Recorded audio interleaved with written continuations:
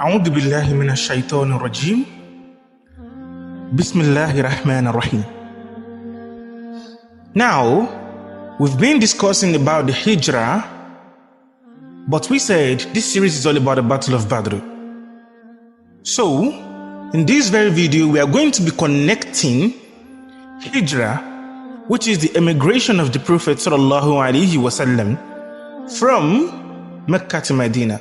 We are going to be connecting this Hijrah, this travel, this journey. We are going to be connecting it with the Battle of Badr. And then the real show will begin, inshallah.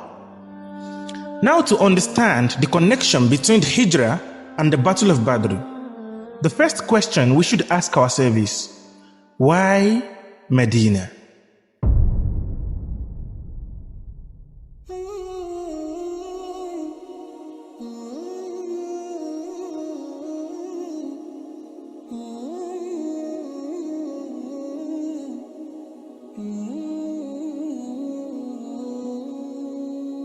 Now, why was Medina chosen?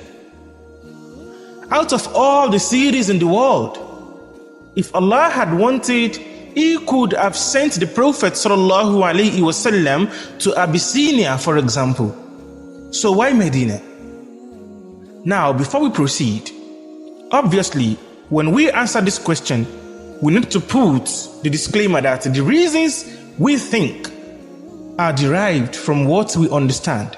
That is, from what our scholars have derived. And Allah knows the real reasons. But connecting Hijrah to the Battle of Badr, why Medina and not any other place? Firstly, strategic location. Medina is reasonably close to Mecca without being too close. And what is the meaning of that? From Mecca to Medina, an average caravan would take 7 to 8 days, which means an average group of travelers with their goods and everything would take 7 to 8 days. And a fast rider, that is a single person that is very fast on the horse or camel, would take around 3 days. So it's a distance not threateningly close and at the same time not too far, unlike Abyssinia. Another reason is that it is an amazing city from a military standpoint. That is, it is a great city when it comes to military point of view. It has natural protection from 3 sides around it. On the 2 sides, that is the east side and the west side, it has 2 volcanic foundations. And the Prophet ﷺ said, Medina is a haram between its 2 laba.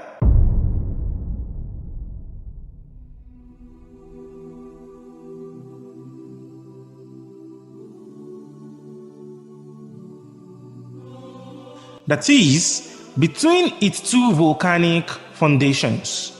There was volcanic activity in Medina, maybe a few thousand years ago, Allah knows best, and it formed a type of material that's neither sand, nor rock, nor gravel. It's not something you can walk on easily. And thus, the east and the west of Medina are naturally protected by this large lava. So the point is, it is not easy to march an army from the east side of Medina into the city.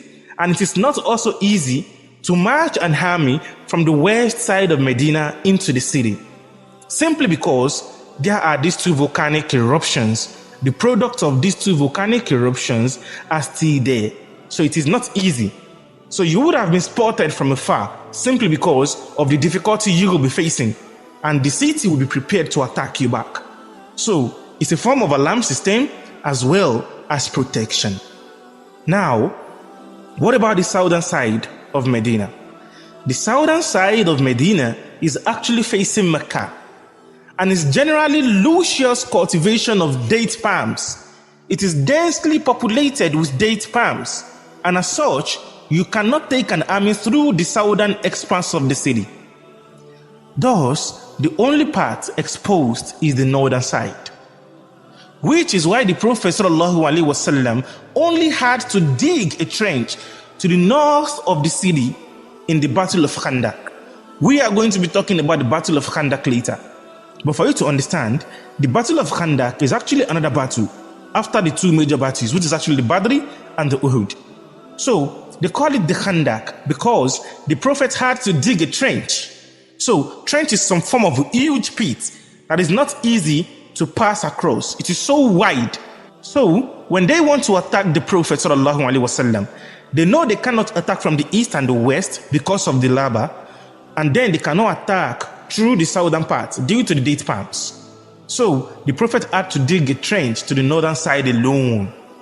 So all that was needed was a trench, a few miles long, and it was possible because of this geological structure. So this is further intensifying the protection of Medina against invaders. Another reason is that the people of Medina had never been conquered before. Thus, they had a strong, determined spirit. They had always been independent since the beginning. So they had an izzah. They have a fighting spirit necessary to take Islam forward. And apart from that, Aisha radiallahu anha said, the civil war of Buhas that had been going on in Medina, according to some scholars, for 100 years, and according to other scholars says 40 to 50 years, was a gift that Allah gave to the Prophet sallallahu alaihi wasallam. And the question is, how so? How can a civil war going on in Medina be a gift to the Prophet? It is because these wars did many things. Most importantly, it eliminated the stubborn and power-hungry senior members of the community. This left Medina to the young blood who were tired of bloodshed, who wanted change, who wanted a new leader from outside. That is, they want a new leader from outside the blooded tribes. That is, they wanted a fresh, neutral leader. And they found this in the Prophet sallallahu alaihi wasallam.